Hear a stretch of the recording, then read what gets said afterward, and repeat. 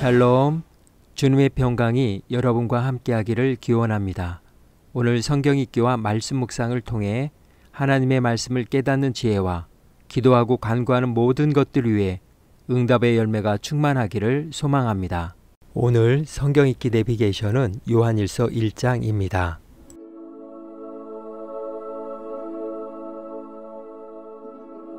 태초부터 있는 생명의 말씀에 관하여는 우리가 들은 바요 눈으로 본 바요 자세히 보고 우리의 손으로 만진 바라. 이 생명이 나타내신 바 된지라. 이 영원한 생명을 우리가 보았고 증언하여 너희에게 전하노니 이는 아버지와 함께 계시다가 우리에게 나타내신 바 된 이시니라. 우리가 보고 들은 바를 너희에게도 전함은 너희로 우리와 사귐이 있게 하려 함이니 우리의 사귐은 아버지와 그의 아들 예수 그리스도와 더불어 누림이라. 우리가 이것을 쓰면 우리의 기쁨이 충만하게 하려 함이라. 우리가 그에게서 듣고 너희에게 전하는 소식은 이것이니 곧 하나님은 빛이시라. 그에게는 어둠이 조금도 없으시다는 것이니라. 만일 우리가 하나님과 사귐이 있다고 어둠에 행하면 거짓말을 하고 진리를 행하지 아니함이거니와 그가 빛 가운데 계신 것 같이 우리도 빛 가운데 행하면 우리가 서로 사귐이 있고 그 아들 예수의 피가 우리를 모든 죄에서 깨끗하게 하실 것이요, 만일 우리가 죄가 없다고 말하면 스스로 속이고 또 진리가 우리 속에 있지 아니할 것이요, 만일 우리가 우리 죄를 자백하면 그는 미쁘시고 의로우사 우리 죄를 사하시며 우리를 모든 불의에서 깨끗하게 하실 것이요, 만일 우리가 범죄하지 아니하였다면 하나님을 거짓말하는 이로 만드는 것이니 또한 그의 말씀이 우리 속에 있지 아니하니라.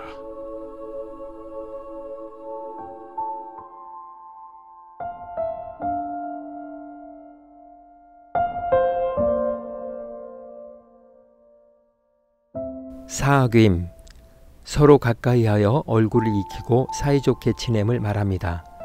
사귐이라는 말은 헬라어로 코이노니아라고 하고 영어로는 펠로우십으로 번역하는 말입니다.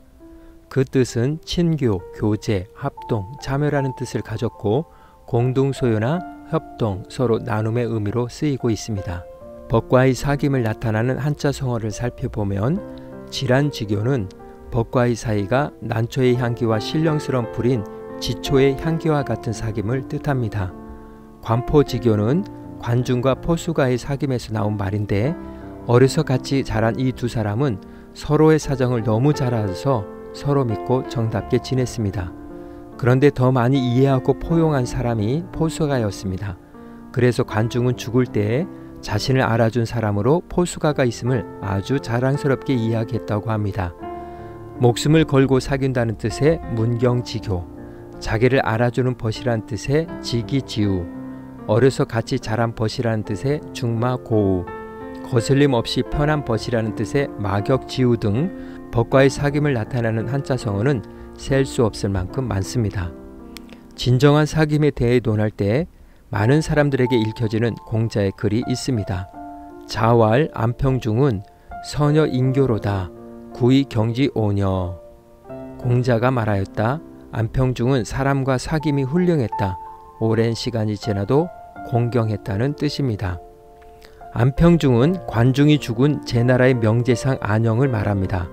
그는 영공, 장공, 경공 등 내리 세 임금을 섬기면서 관중의 죽음 이후 정치적 혼란과 권력투쟁으로 쇠약의 길을 걷던 제나라를 다시 일으켜 세워 제2의 전성시대를 열었던 충신이었습니다. 논어 공야장 편에서 공자는 안영의 인격과 인품을 매우 높게 보았습니다. 안영은 다른 사람과 친해져도 오랜 시간 항상 예의를 잃지 않았던 사람입니다.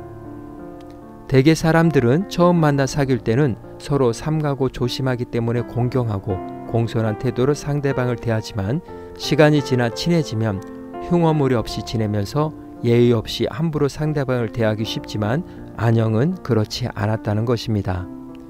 이덕무 씨는 그의 책 18살 이덕무 중에서 이렇게 말했습니다. 오래되어도 공경한다. 이 말은 상대에 대한 배려와 존중을 놓지 않는다는 의미다. 허물없는 것과 막대하는 것은 다르다. 조금 친해졌다고 함부로 대한다면 조금 멀어졌을 때 어떻겠는가? 사귐의 도리는 오래되어도 상대를 존중하고 무겁게 대하는 데 있다. 사귐에도 인품과 격이 있다는 것을 말해주고 있습니다. 그러한 사귐에는 기쁨이 있습니다. 공자는 논어의 첫머리 하기편에서 이렇게 가르쳤습니다.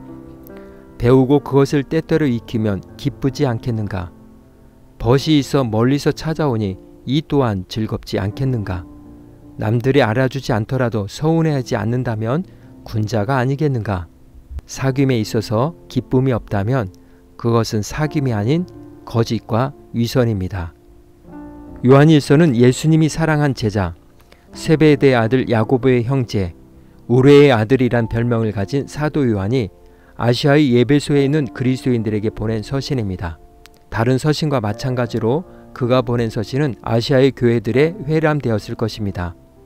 이들 교회 역시 대내외적으로 많은 어려움을 겪고 있었습니다. 로마의 황제 도미티아누스는 이시스 여신을 숭배하면서 자신도 신이라 칭하였습니다. 그리하여 그리스도를 주로 고백하며 자신에게 복종치 않는 그리스도인들에 대하여 극심한 박해를 가했습니다. 또한 복음을 혼잡하게 한 거짓 교사들의 가르침이었습니다. 이들은 영주주의자들로 영은 선하고 육은 악하다. 예수님의 인성은 실제가 아니며 그는 육체를 가진 것처럼 보였을 뿐이다. 그러므로 구원은 육체가 아니라면서 육체의 타락과 죄에는 아랑곳하지 않았습니다.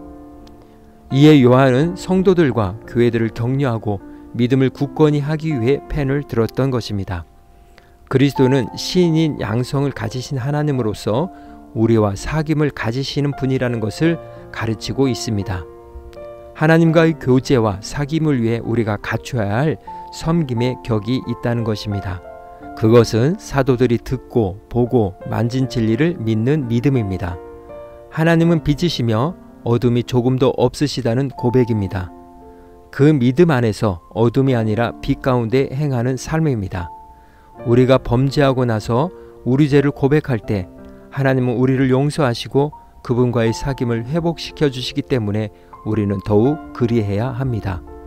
그러면 그리스도와의 사귐 안에서 기쁨이 충만할 것입니다. 기쁨이 없다면 그것은 거짓과 위선일 뿐입니다. 이 시간 기도의 자리로 나아갑니다. 그리스도인으로서 사귐의 기쁨이 나의 말과 표정과 자세를 통해 나타낼 수 있도록 지금 내가 바꾸고 결단해야 할 것들을 위해 성령의 도우심을 간구하며 기도의 자리로 나아갑니다.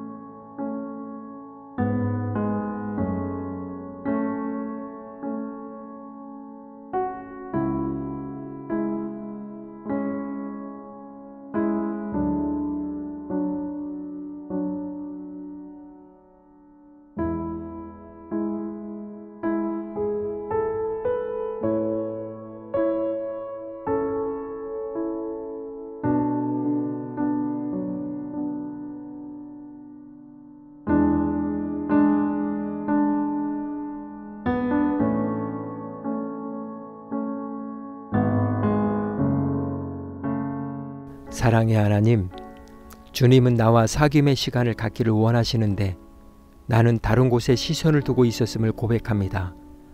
돌아오는 탕자의 모습이 가물가물 보이지만 아들이라는 것을 바로 알아보고 발벗고 뛰어나가는 아버지의 마음을 깨닫게 됩니다. 부끄럽지만 주님 앞에 한 걸음 더 나아가 데이트 신청을 합니다. 주님, 오늘 나와 데이트해 주세요. 오늘은 이렇게 고백하며 나아갑니다. 오늘은 주님과 데이트하는 날입니다. 예수님의 이름으로 기도합니다. 아멘. 이제 음악이 마칠 때까지 자유롭게 기도합니다. 하나님께서 우리의 기도에 귀 기울여 주십니다.